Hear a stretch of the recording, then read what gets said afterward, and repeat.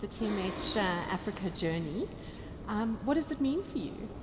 Well, this point is a starting point for me. So this was the inauguration of our new entity in South Africa.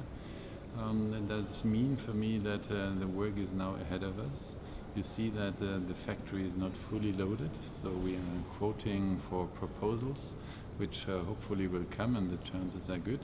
So at the moment we have here 130 people, and my vision is 500 end of this year. So therefore your question was, what is it? It's a starting point.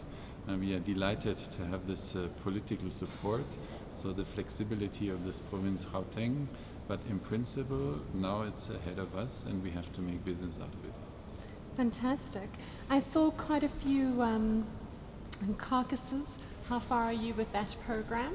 Well, this was a contract awarded from Bombardier before we entered in. It was suspended for a certain period of time, and we are in intensive discussions with Bombardier to re-ramp.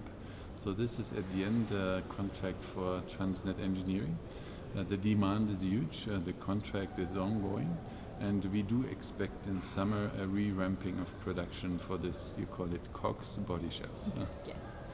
Perfect. And then I also saw some Progress Rail locomotives there that have been refurbished. This is good because first I have to say we are a facilitator for multi-companies. So we are not depending on Progress Rail, on Bombardier, on Alstom. So we can serve as the local content supplier for all the competitors. So in Progress Rail, this was a locomotive contract. Progress Rail was awarded. So we took it into our facility, we made the cap gauge adaptation, the homologation, changing of braking systems, and those locomotives still belong to Progress Rail, but they are prepared now for a leasing model, and we are supporting this also on maintenance.